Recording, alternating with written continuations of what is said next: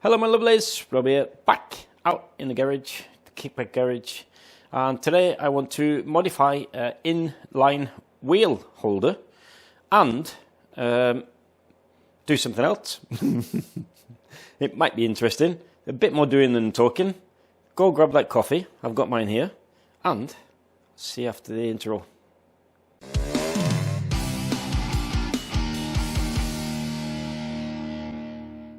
I've actually made some videos where I just like do stuff and have music in the background. So I do know that I actually gets told off for those.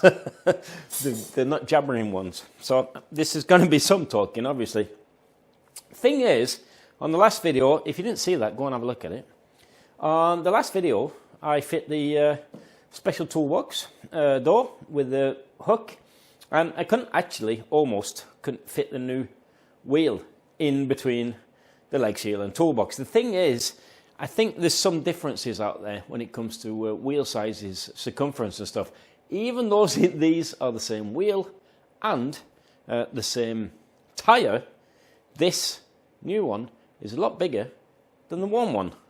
And I can see by the tread as well. It doesn't seem a lot. It's about 2-3 millimeters of tread that has vanished on this one, so I need to change that tyre anyway. But what that does mean is I think I'm going to have to adjust this somehow so that it caters for worst case scenario. Because if the tyre is worn and I put it in there after I fixed it for a puncture, that means it's going to be easier to slot in.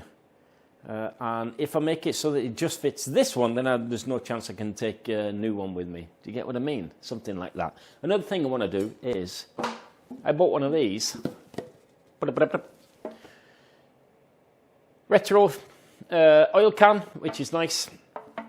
Good thing about the Sledgehammer 333 is you only use 2%, but so this is quite a lot of oil. It's a quart, it says. If it really is a quart, can you see that? I have no idea what a quarter is. What's that? If it's a quarter of a gallon, then it's about a litre. We'll say that. But anyway, the nice thing is, it does fit nicely on the inside. So what I want to do is make a nice little some bracket or something on there with the leather strap, so that I can have extra oil with me. And what I want to do with the opposite side is utilize one of those bags that sits inside the wheel. You might not be able to see it on the other side of Tourid there, but I've had that and they're really handy. And what that does there, it means that I can carry almost the same amount of tools with me, even though I can't utilize my toolbox. Another thing that I've seen is really cool. SIP, they make a nice little bag with magnets on, fit on your leg shield, on the inside of your leg shield. I could actually have one here as well on a big journey. Wouldn't be in the way at all. Could even put my tent there, sleeping bag, something or other. Interesting. We'll see how that goes. Let's crack on. I think the first thing I have to do actually is to fit this and see how far off I am fitting the tyre. Right, here you can see my dilemma. The wheel is miles off here, and it sort of needs to be pressed against there to be able to fit in the recess on a toolbox. Ideally, actually, if I'm thinking a little bit here out loud, but I think it'd look pretty nice if I could fit the wheel so that it was flush with this bend here and in the toolbox recess. But I think that's going to be a little bit too much work, and that will mean that I have to completely modify this. If I use this piece here, cut it off, moved it down here, and just had an arm going down there, a bit like the Series 3 types. But I don't think I want to do that. I want to save myself a bit of money, time. This is not costing me a thing. Unless I bugger it up, then I just have to pay for the holder. As you can see here, it's a mile off. the frame. And what I was thinking is, because this is the shape of the those bag hooks, and they hug the frame a lot better. Obviously not down there, it's a bit wider than up here where it actually fit. But as you can see, there's quite a lot of room. So what I was thinking of doing, to tell you the truth, is very naughtily, I think I want to measure the distance between the loop and the frame. It looks almost like a centimetre and a half, so I probably could go a centimetre, cut it off while it's screwed into the frame, because this would be my then jig, take off a slither a centimetre, and then put it back up with a magnet and tack it on there with a bit of weld while it's still in the frame. I've got no electrics in here, so beware. if you want to do something welding on your scooter, make sure you haven't got anything plugged in to your earth, or you will fry it. I have got zero electrics in here. I took that out. I sold it with the TS1 engine. So maybe, I think that is going to be the easiest plan of attack. I bet you I get some people in the comments saying, why didn't you just do... And yes, I will probably agree with you. But looking at it, with my terrible logic, I am thinking that cutting that, putting in, weld it up, I think that's going to be the easiest solution. We'll give it a go, shall we? I'm going to take my vernier caliper,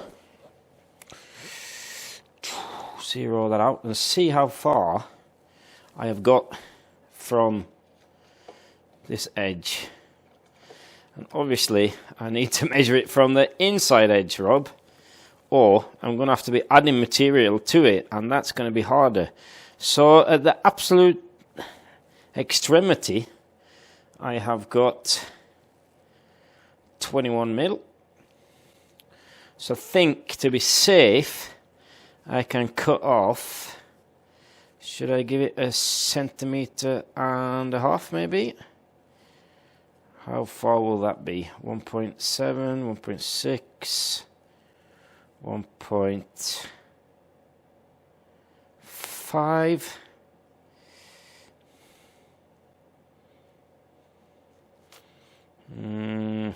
I have to think straight here. I can't take off 1.5 centimeters. Can I? Let's have a look. I'll do that again. Think, Rob. That's 2.2 centimeters. So 22 mil. If I take off 1 centimeter, which will be here, I want 1.2 there. Then that might be enough. Actually, it might be enough to get both tires in. I hope so, at least. Because I don't want it to come in conflict with the frame. And another dilemma I've got is this edge here. It's not... I've got some leeway. I can cut it quite a distance here, but then suddenly it starts tapering in. And then I'm going to have to bend the bracket out and mess around to be able to get that to fit. But it's a case of measure twice,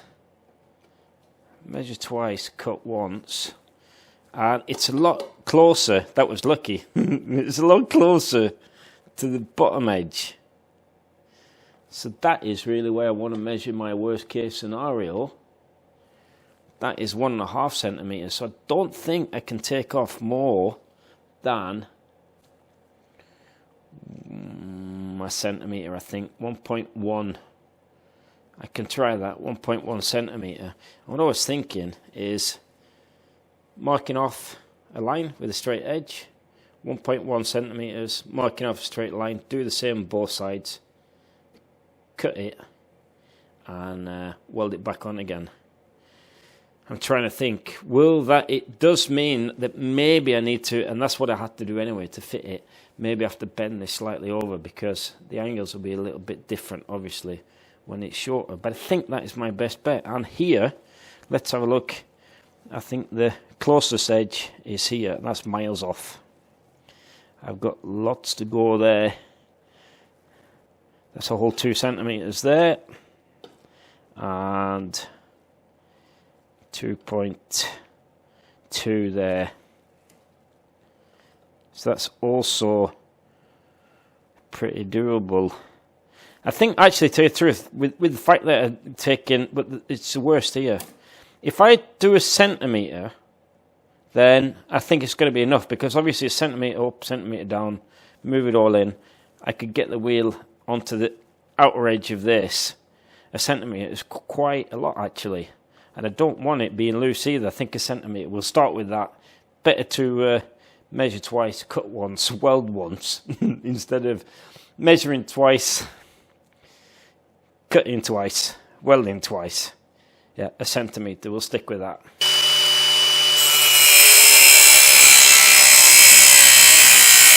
What I think I'll do actually is bring my welder over here, and before I move those around, so because I haven't got, I'm an idiot. And you can probably see it's slanted. So I've just taken a centimetre, used my caliper and swiped it over there to get a scratch mark. So that corresponds with that, and obviously all of them are going to be slightly different if I carry on like this, and it'll be a lot easier if I just put it on there. Just one thing that I have thought about is this is stainless steel. I was thinking of just holding it together with magnets. Maybe that's not such a good idea. But it seems I'm in a little bit of luck, because this, definitely not magnetic. So this part that holds the wheel is stainless. This, on the other hand, the bracket itself, that it's not convincingly stuck together, but that is definitely not a very good stainless steel.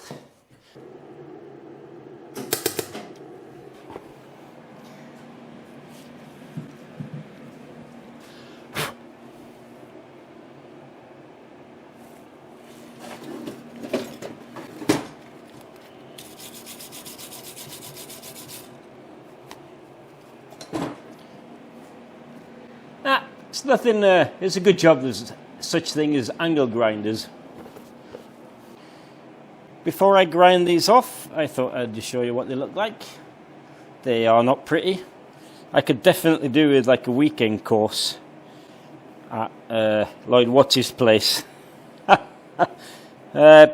seriously, if you want to make welds look nice, then go up and go and get yourself on a course on TIG. TIG is much nicer. But this will do for now, and it's cheap. And this is what they look like when they're ground down. You'd never noticed I'd actually welded them, sort of. But anyway, luckily, this is a rack build. Onwards and upwards. I have just filmed this once, so now I know what I'm going to say. My microphone was turned. I turned off the microphone when I used the angle grinder. This thing fits pretty good, but not as good as I want it to fit. Big issue being, like I said at the start of the video, and by the way, I'm so happy I didn't take more than 1 centimetre off there. I was pretty sure I'd be able to get away with 1.5 centimetres, but there is not much room between there and the frame, and that is down at the bottom as well. But it does look a little bit more tidy, to be honest, if you ask me. I reckon it does at least. Yeah, so what I think I have to do here, actually, is I think, because what happened is, like I said at the start of the video, Rob, please concentrate. I will do, sir. Yes. When I cut this off, made it a centimetre shorter, I knew I would make it slightly shorter here in conjunction with the hole. Problem is, it's it's at least 1 centimetre shorter. Which, in my head, was a little bit odd, actually, to tell you the truth. I know 1 centimetre that way shouldn't really mean, it should mean maybe 0.5 centimetre, and then a bit of bending of the bracket. But the good thing about that is it does force me to do something about this. Let me change the camera angle. I think you should be able to see it a little bit here. Come on, there. The wheel doesn't quite sit in the recess on the tank. So I think the whole shabungle can actually go further down into the frame. There's room for that, and it'll look a little bit better actually going in the recess there, because at the moment that is stopping it. So I think it's going to look better anyway. But how I'm going to do it is another matter. I mean, two options, actually lots of options. I could either cut it off at the top, make a longer bracket, move it down, which is what I want to do. But I could also cut it off at the bottom, make a longer bracket, make a longer bracket at the bottom. But that's welded straight onto the wheel holder. Let me just take this out. You can see it's quite tight. There we go. But I want it to sit tight. Sit tight, lad. But this, if you see on this side, is just welded straight onto there. And so what I think I'm going to have to do, actually, is I'm either going to have to cut it off here and put a piece in between this and this, or I'm going to cut it off here and put a piece in between this and the round bar. I'm not quite sure yet. I just have to think about that. But what I'm going to do while it's in the frame actually is I'm going to cut it off here, bolt this on at the bottom, and I can see how much of a bracket I have to make at the top. I might actually be a little bit naughty on this bit because it's easy to get to. I might actually weld it once I've tightened it back into the frame. Decisions. Right, I have made a extension piece. Tack that on onto the back side. Line it up here. Hopefully, should be able to tack that on there. Or maybe I'll weld it all the way. I just have to be careful that I don't set something on fire. And weld that up properly on this side. And I should have a wheel holder that actually holds the wheel. Let's see. See if I can do it.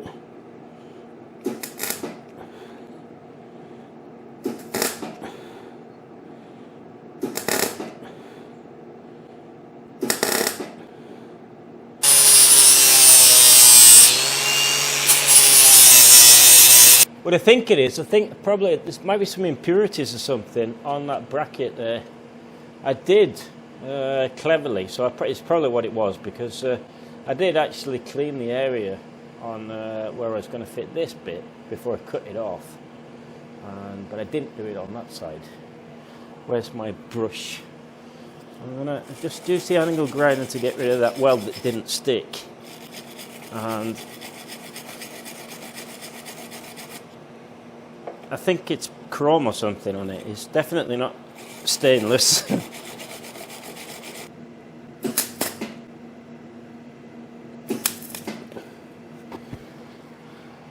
Good girl. Oi! Who said something about not burning the paint?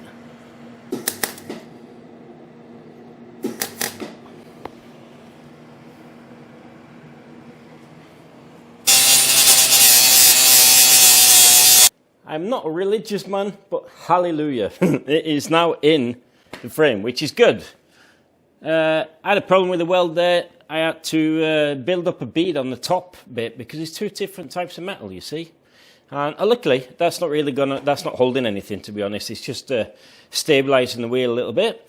I have to fix this bit, the locking mechanism.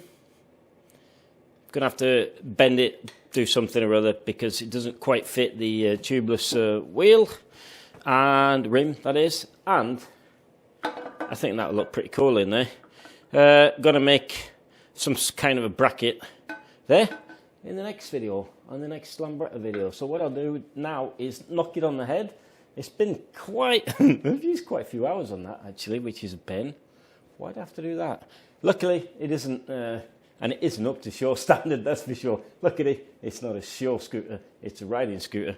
I will love you and leave you.